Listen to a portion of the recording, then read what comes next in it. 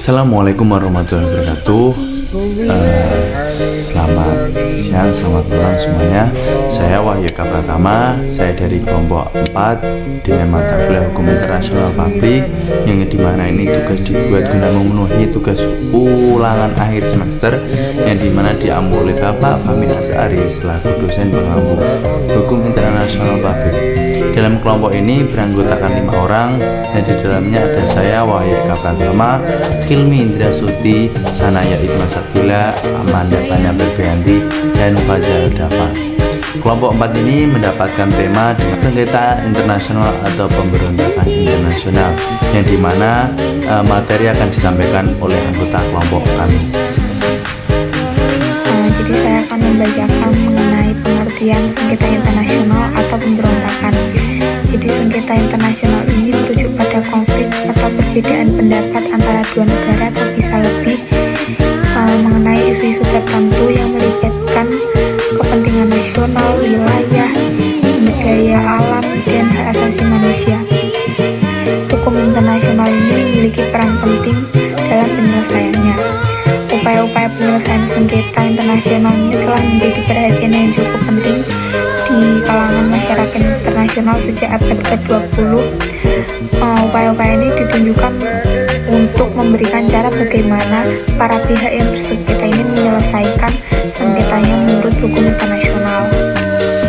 Dalam perkembangan awalnya, hukum internasional ini menciptakan hubungan antara negara yang lebih baik berdasarkan prinsip perdamaian dan keamanan internasional. Peran yang diamankan hukum internasional ini ada dua peran, yaitu dengan cara perdamaian, dan yang kedua ini dengan cara perang atau militer. Cara perang ini menyelesaikan sengketa merupakan cara yang telah dilakukan dan dipraktikkan sejak lama. Bahkan perang telah dijadikan sebagai alat atau instrumen dalam kebijakan luar negeri. Menurut mahkamah, sengketa internasional ini adalah suatu situasi ketika dua negara mempunyai pandangan yang bertentangan mengenai dilaksanakan atau tidaknya kewajiban-kewajiban yang telah terdapat dalam perjanjian. Dikemukakan juga pula bahwa suatu sengketa ini adalah suatu sengketa menurut hukum internasional apabila penyelesaian tidak mempunyai akibat praktis terhadap hubungan hukum untuk peran pihak yang bersengketa. Kemudian selanjutnya adalah studi kasus mengenai sengketa internasional. Sengketa internasional yang kelompok kami ambil, yang pertama itu adalah konflik Laut Cina Selatan. Yang melatar belakangi dari konflik Laut Cina Selatan ini adalah konflik ini melibatkan beberapa negara, termasuk Tiongkok, Filipina, Vietnam, Malaysia, Brunei, dan Taiwan, terkait klaim atas Laut Cina Selatan yang kaya akan sumber daya alamnya. Kemudian negara Tiongkok mengklaim hampir seluruh wilayah tersebut berdasarkan 9 dash line, tetapi klaim ini ditentang oleh negara-negara lain yang juga mengklaim berdasarkan Konvensi Hukum Laut PBB atau UNCLOS. Pihak-pihak yang terlibat itu ada Tiongkok yang tadi saya sebutkan. Nah, Tiongkok ini menggunakan kekuatan militer dan pembangunan pulau buatan untuk memperkuat klaimnya. Dan negara-negara ASEAN itu mempertahankan hak berdaulat atas wilayah mereka berdasarkan Konvensi Hukum Laut PBB tadi atau UNCLOS. Kemudian ada Amerika Serikat juga yang mendukung kebebasan navigasi dan menentang klaim sepihak dari Tiongkok. Nah, pada 2016, Mahkamah Arbitrase Permanen di Den Haag memenangkan gugatan Filipina terhadap klaim Tiongkok yang menyatakan 9 dash line tidak memiliki dasar hukum. Namun Tiongkok menolak keputusan ini sehingga konflik tetap berlangsung. Adanya konflik ini mempengaruhi stabilitas regional, perdagangan global, dan hubungan diplomatik antara negara-negara besar. Kemudian studi kasus sengketa internasional yang kedua itu ada perang saudara di Suriah. Perang saudara di Suriah itu dimulai sebagai protes damai terhadap pemerintahan Bashar al-Assad pada tahun 2011 yang kemudian berkembang menjadi konflik bersenjata setelah tindakan keras pemerintah terhadap demonstran. Nah, pemerintah Suriah ini didukung oleh negara-negara besar seperti Rusia, Iran, dan milisi Syiah seperti Hizbullah. Kemudian, pihak yang terlibat selain Rusia, Iran, dan milisi Syiah ini ada juga kelompok oposisi yang didukung oleh negara-negara barat dan teluk seperti Amerika Serikat, Inggris, dan Arab Saudi. Faktor pemicu dari pemberontakan ini yaitu ketidakpuasan terhadap pemerintahan Asyaf, kemudian ketegangan sekretariatan antara Sunni, Syiah, dan kelompok minoritas lainnya, dan dampak Arab Spring yang memicu revolusi di Timur Tengah. Kemudian ada studi kasus yang ketiga yaitu konflik Kashmir. Yang melatar belakangi konflik Kashmir ini, itu konflik ini terjadi antara India dan Pakistan sejak 1947. Nah, ketika kedua negara merdeka dari Inggris ini memperebutkan suatu wilayah yang disebut dengan wilayah Kashmir, yang mayoritas penduduknya muslim, menjadi sumber perselisihan karena masing-masing pihak mengklaim bahwa wilayah tersebut adalah milik mereka masing-masing. Kemudian pada tahun 2019, India mencabut status otonomi khusus dari Kashmir. Kemudian tidak ada resolusi yang dicapai. Perselisihan ini terus menjadi ancaman bagi perdamaian regional di Asia Selatan. Kemudian studi kasus sengketa internasional yang terakhir itu terjadi di negara kita sendiri, di negara Indonesia, tepatnya di Provinsi Aceh, yaitu pada tahun 1976 Gerakan Aceh Merdeka itu didirikan dengan tujuan untuk memisahkan Aceh dari Indonesia. Konflik ini dipicu oleh ketidakpuasan terhadap pembagian sumber daya alam dan otonomi politik pada saat itu. Kemudian setelah bencana tsunami 2004 yang sangat amat dahsyat di Banda Aceh, kemudian pemerintah Indonesia dan Gerakan Aceh Merdeka itu sepakat berdamai, kemudian menandatangani sebuah perjanjian Helsinki pada tahun 2005, di mana Aceh diberikan status otonomi khusus termasuk hak untuk mengelola sumber daya alamnya. Nah, jadi itu beberapa contoh studi kasus mengenai sengketa internasional. Di sini saya akan menjelaskan tentang solusi sengketa internasional atau pemberontakan. Solusi sengketa internasional atau pemberontakan. Hubungan internasional yang terjalin antar negara tidak selamanya berjalan mulus. Seringkali hubungan itu menyebabkan sengketa antar negara yang berbeda. Menurut Mahkamah Internasional, sengketa internasional adalah suatu situasi di mana dua negara memiliki pandangan yang bertentangan tentang dilakukan atau tidak dilakukannya kewajiban-kewajiban yang terdapat dalam perjanjian. Jika sengketa terjadi, hukum internasional berperan dalam proses penyelesaiannya. Berikut ini cara-cara penyelesaian sengketa dengan jalur politik atau secara diplomatik. Yang pertama, negosiasi. Negosiasi adalah cara penyelesaian sengketa yang paling dasar dan yang paling tua digunakan oleh umat manusia. Penyelesaian melalui negosiasi merupakan cara yang paling penting. Banyak sengketa diselesaikan setiap hari oleh negosiasi ini tanpa adanya publisitas atau menarik perhatian publik. Alasan utamanya adalah karena dengan cara ini para pihak dapat mengawasi prosedur penyelesaian sengketanya dan setiap penyelesaiannya didasarkan pada kesepakatan atau konsensus para pihak. Yang kedua yaitu pencarian fakta. Suatu sengketa kadangkala mempersoalkan konflik para pihak mengenai suatu fakta.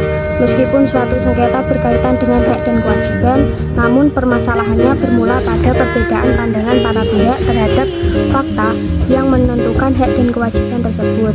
Penyelesaian sengketa demikian karena bergantung kepada penguraian fakta-fakta yang para pihak tidak sepakati.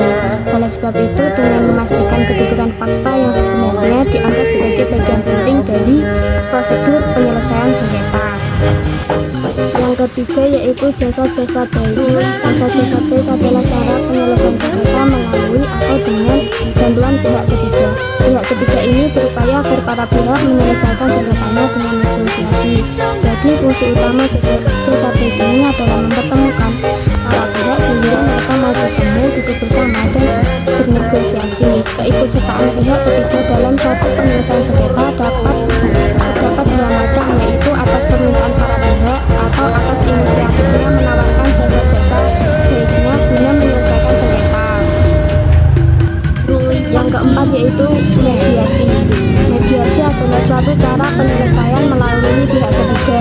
Ia bisa negara, organisasi internasional, misalnya PBB, atau individu, yaitu politikus, ahli hukum, atau ilmuwan. Ikut sertaan secara aktif dalam proses negosiasi biasanya ia dengan kapasitasnya sebagai pihak yang netral berupa mendamaikan para pihak dengan memberikan saran penyelesaian sengketa. Yang kelima yaitu konsiliasi. Konsiliasi adalah cara penyelesaian sengketa yang sifatnya lebih formal dibanding mediasi. Konsiliasi adalah suatu cara penyelesaian sengketa oleh pihak ketiga atau oleh suatu komisi konsiliasi yang dibentuk oleh para pihak. Komisi tersebut bisa yang sudah terlembaga atau ad hoc atau sementara yang berfungsi untuk menetapkan persyaratan penyelesaian yang diterima oleh para pihak. Selanjutnya yang keenam yaitu arbitrase. Arbitrase adalah penyerahan sengketa secara sukarela kepada pihak ketiga yang netral serta putusan yang dikeluarkan sifatnya final dan mengikat. Badan arbitrase dewasa ini sudah semakin populer dan semakin banyak digunakan dalam menyelesaikan sengketa-sengketa internasional.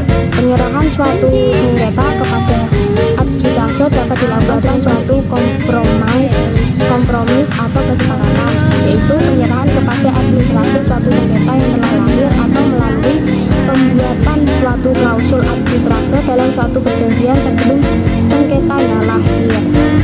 Orang yang dipilih untuk melakukan arbitrase disebut arbitrator atau arbiter. Yang ketujuh yaitu pengadilan internasional. Metode yang memungkinkan untuk menyelesaikan sengketa selain cara-cara tersebut adalah melalui pengadilan. Penggunaan cara ini biasanya ditempuh apabila cara-cara penyelesaian yang ada ternyata tidak berhasil. Pengadilan dapat dibagi ke dalam dua kategori, yaitu pengadilan permanen dan pengadilan ad hoc atau pengadilan khusus. Sebagai contoh, pengadilan internasional permanen adalah Mahkamah Internasional. Yang kedua adalah pengadilan ad hoc atau pengadilan khusus. Dibandingkan dengan pengadilan permanen, pengadilan ad hoc atau khusus ini lebih populer, terutama dalam kerangka suatu organisasi ekonomi internasional. Baik, langsung saja kita akan membahas peran negara Indonesia sengketa internasional atau pemberontakan. Nah, jadi peristiwa proklamasi kemerdekaan Indonesia itu terjadi pada tanggal 17 Agustus 1945 yang menjadikan bahwa tanda Indonesia merupakan negara yang independen, negara yang mengakui kedaulatannya dan dengan tegas menolak segala bentuk kolonialisme. Itu juga menjadi satu alasan untuk negara Indonesia juga untuk berpartisipasi tidak hanya dalam permasalahan daerah nasional, namun juga beberapa permasalahan yang ada di langkah internasional. Sengketa internasional sering didefinisikan sebagai kondisi di mana atau lebih negara ini yang memiliki pandangan atau paham yang bertentangan dengan kesepakatan yang telah disepakati di awal sebuah permasalahan. Sengketa internasional juga tersusun oleh dua kata, yaitu sengketa yang berarti sesuatu yang menyebabkan perbedaan pendapat, pertengkaran, pemberantahan, dan internasional yang berarti hal yang menyangkut bangsa atau negeri di seluruh dunia. Sengketa internasional juga merupakan problematika yang bersifat sangat luas, juga menyangkut bangsa atau negeri yang ada di seluruh dunia. Secara umum, penyelesaian sengketa dapat dibedakan menjadi penyelesaian secara kekerasan atau perdamaian. Yang pertama ada secara kekerasan, yaitu perang antar negara yang konflik bersenjata yang terjadi antara dua negara atau lebih, yang merupakan salah satu dari penyelesaian sengketa internasional dalam beberapa kasus. Mungkin beberapa negara juga mengambil tindakan untuk menggunakan senjata guna menyelesaikan sengketa teritorial, ideologi, atau bahkan kepentingan lainnya. Intervensi militer oleh pihak ketiga. Intervensi militer oleh pihak ketiga itu disebut juga koalisi negara, yakni negara atau kelompok negara yang pada awalnya tidak ada hubungan dengan permasalahan yang memutuskan untuk campur tangan dalam sengketa internasional. Nah, yang selanjutnya ada poin B ya, diplomasi ekonomi dalam keanekaragaman kebudayaan maupun tradisi yang ada di seluruh Indonesia sudah sewajarnya yang mengalami sengketa bukan hanya di negara kita, namun juga kelompok internasional ataupun bangsa yang lain.